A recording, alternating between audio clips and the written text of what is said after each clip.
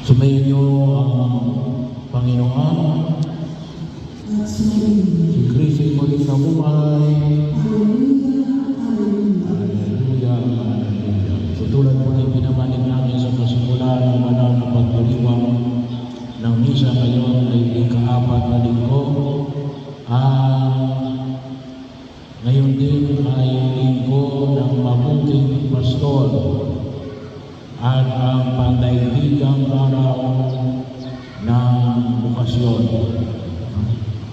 Tama-tama rin naman sa mga pagbasa natin din ay tumutukoy sa mabuting pastor.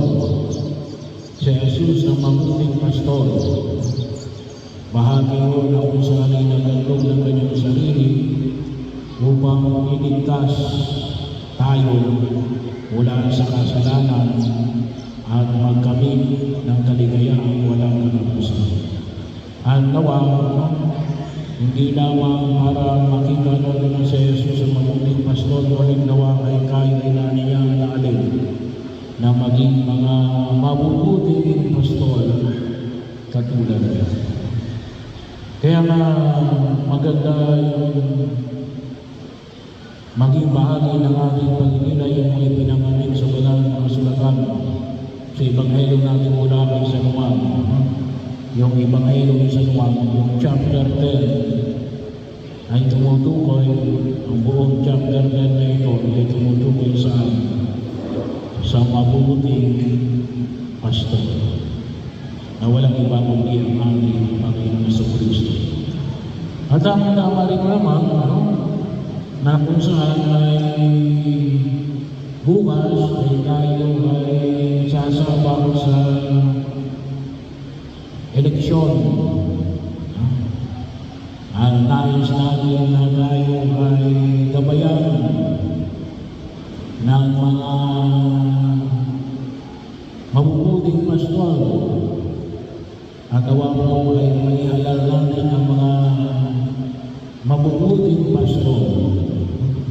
Kasi ito yung hamon na kung saan ay makita ko natin sa biyaya kong pinagkaloob sa atin sa demokratikong lipunan ang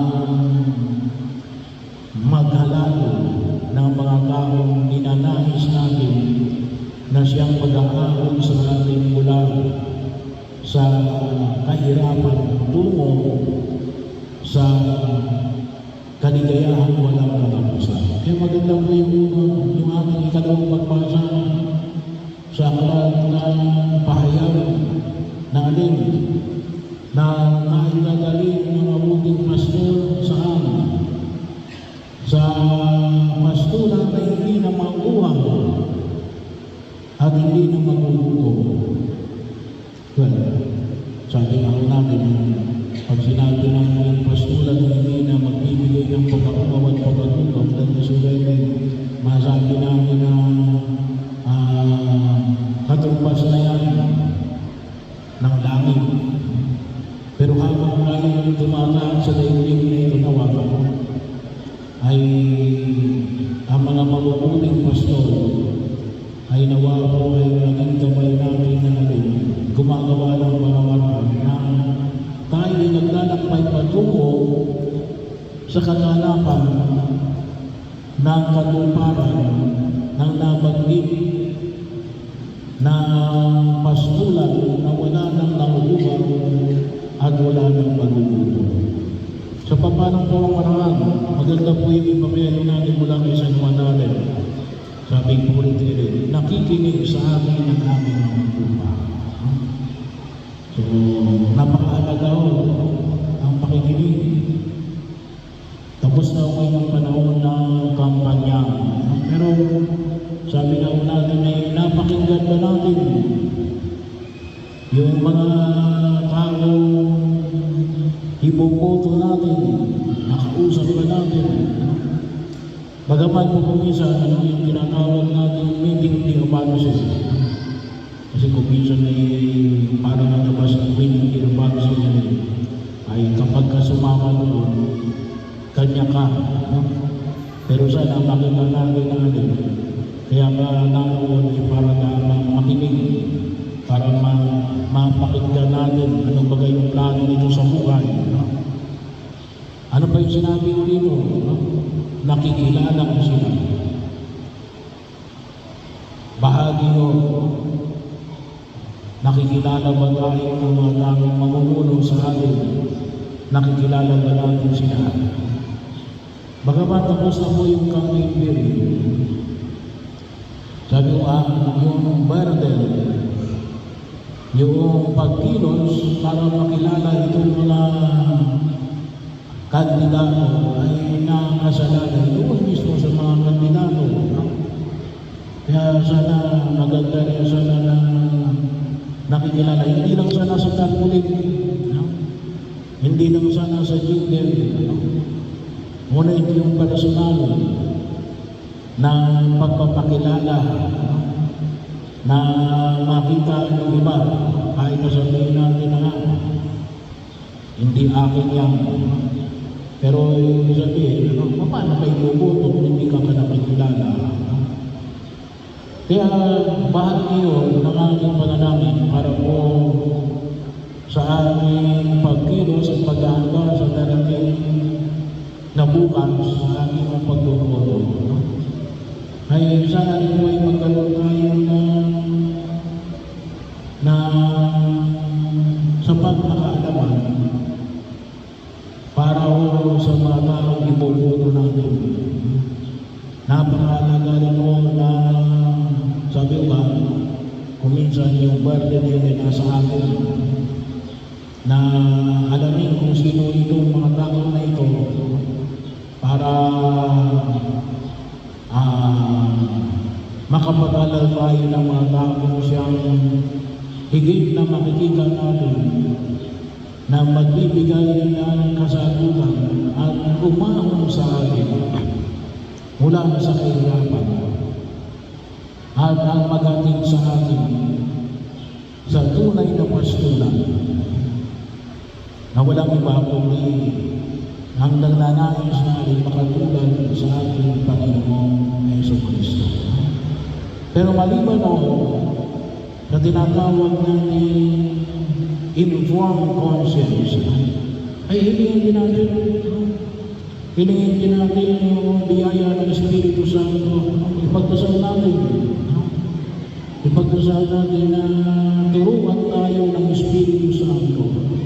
Gabayan tayo na nawa itong mga taong iaalal natin at ipanalangin din natin na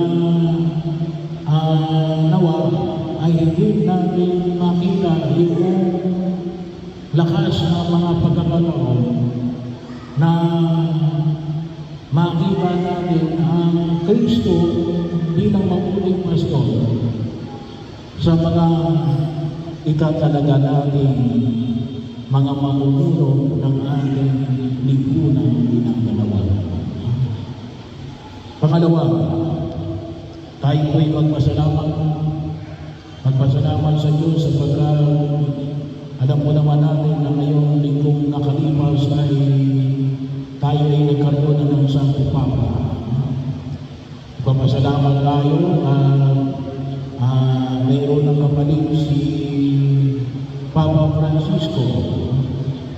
Siya po ay isang Amerikano, nanganak sa Amerika. Siya ay miyembro ng OSA, Order of St. Augustine. Kung si Pope Francis ay miyembro ng mga Hisbita, ito po naman ay miyembro ng Order of St. Augustine. Nanirahan ito at nagsilbi, bahagi yun kasi religious ito sa Peru. Ito rin mo ay Peruvian citizen. Asan ba yung Peru? Si Pope Francis ay galing Argentina sa Latin America. Ang Peru nino ay Latin America din. Bahagi yung lulukod.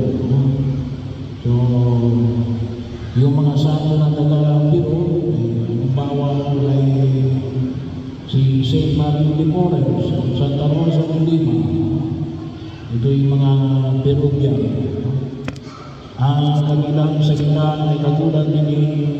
Pope Francis Spanish. So, ipanalangin natin ang kanyang pangalan na kinuha ay Leon sa Tagalog, Papa Leon ika-14, Pope Leo XIV.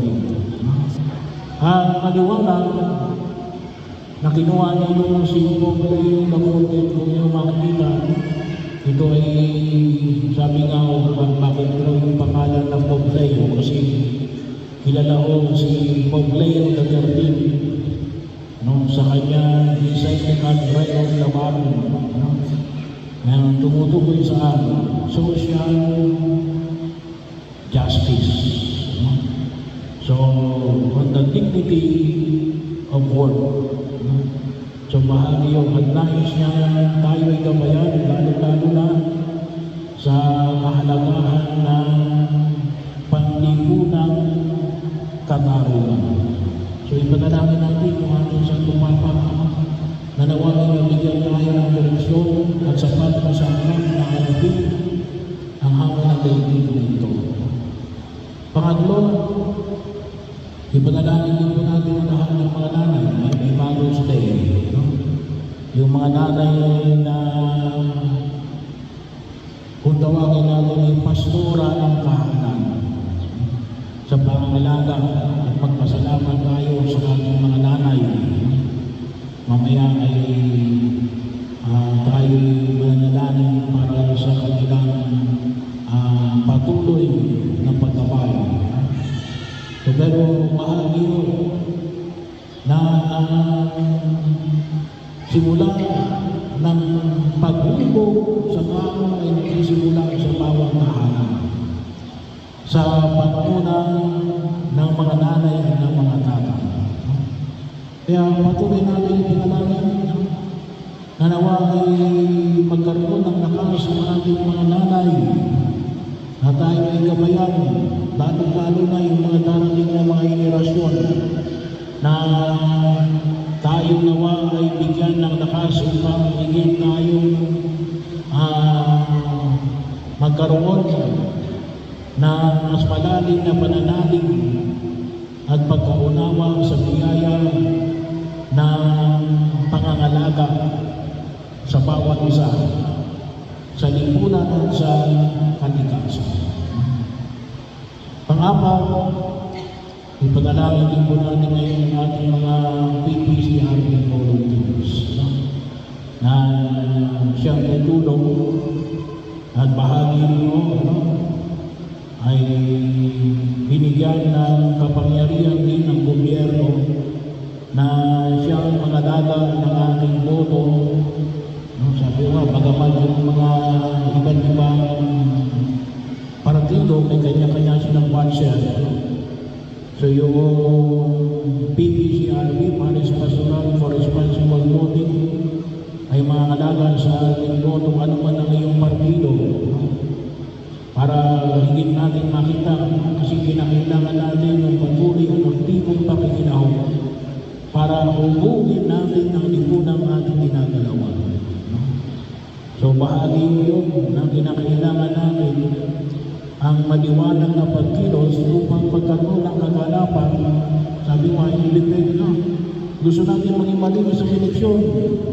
Wala naman tayong ginagawa. Hindi yung magdepende yun. Ang tawag ko nga lang doon ay wishful thinking. Sa waring lang. Ay hindi yun.